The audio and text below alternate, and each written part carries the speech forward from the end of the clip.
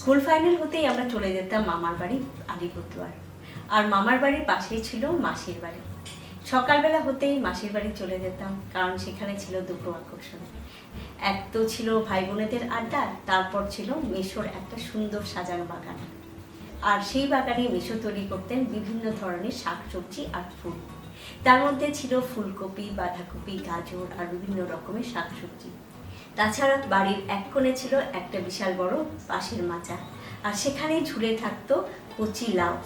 লাউগুলো যখন বড় হতো তখন মেশো সেগুলো কেটে আনতেন আর মাসি তার রান্না করতেন। যেহেতু বাড়ির লাউ ছিল, সেখানে কোনো কীটনাশক ইউজ হতো না, তাই রান্নার পর লাউয়ের স্বাদটা ছিল অনবদ্য। আমার এখনো মনে পড়ে সেই স্বাদগুলো, যেন মুখে লেগে আছে। তাই আজ আমি শেয়ার করব নিরামিষ দিনে ভাজা মুগ ডাল দিয়ে লাউয়ের ঘন্ট, যা আমি মাসির কাছ থেকে শিখেছি। চলুন দেখা যাক।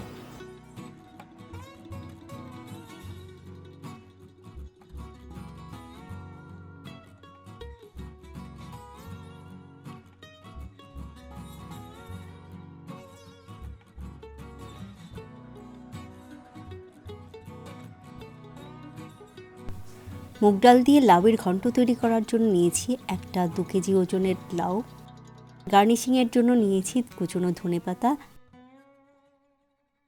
মুগ ডাল 4 ভাগের 1 কাপ, 1 চামচ গোটা জিরে, 1 চামচ আদা বাটা, 2টো কাঁচা লঙ্কা, একটা তেজপাতা, 1 ইঞ্চির মতো একটা দারচিনির টুকরো আর 2টো শুকনো লঙ্কা। গুঁড়ো মশলার জন্য নিয়েছি 1 চামচ জিরে গুঁড়ো আর 1 চামচ হলুদ। এই মশলাটা আমি আগে থেকেই রেডি করে নিচ্ছি, তাতে জল দিয়ে গুলে নিলাম। আর স্বাদের জন্য নুন আর ঘি। এখানে লাউটা অনেকটা বড় বলে আমি তার অর্ধেক করে নিচ্ছি, যেখানে 1 কেজির মতো হবে।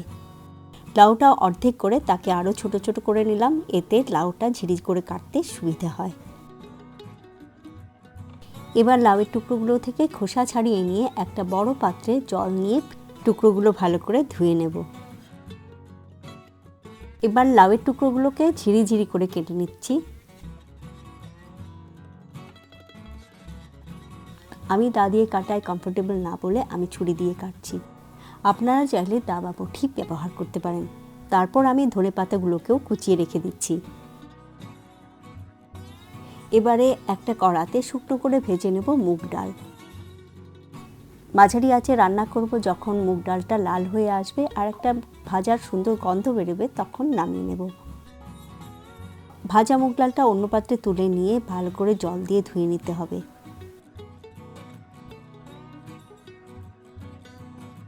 এবারে রান্নার জন্য আমি নিয়ে নিচ্ছি সর্ষের তেল একটা বড় কড়াতে। তেলটা যখন গরম হয়ে আসবে তখন ফোড়নে দেব জিরে, শুকনো লঙ্কা আর তেজপাতা। এভাবে কয়েক সেকেন্ডের জন্য ভেজে নেব, আর যখন ফুটতে শুরু করবে তখন ওতে দিয়ে দেব আদা বাটাটা আর দিয়ে দিচ্ছি দারচিনির টুকরোটা। আদার কাঁচা গন্ধ যখন চলে যাবে তখন ওর মধ্যে মিশিয়ে দিচ্ছি তৈরি করে রাখা মশলার পেস্টটা। একই সাথে দিয়ে দেব স্বাদ অনুযায়ী নুন আর 1 চামচ চিনি।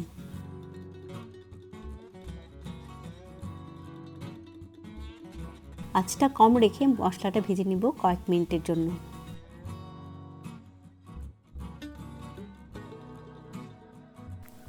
মশলার কাঁচা গন্ধ চলে যাওয়ার পরপরই দিয়ে দেব মুগ ডাল, আর মশলার সাথে মুগ ডালটাকেও কষিয়ে নেব 2 মিনিটের জন্য। তাই এই ভাজার মধ্যেই আসল টেস্টটা বেড়ে যায়। এবারে দিয়ে দেব কুচনো লাউ। মশলার সাথে লাউটাকে ভালো করে মিশিয়ে নেব, তারপর ঢাকা দিয়ে দেব আর মিডিয়াম আঁচে রান্না করব যতক্ষণ পর্যন্ত লাউটা নরম হচ্ছে।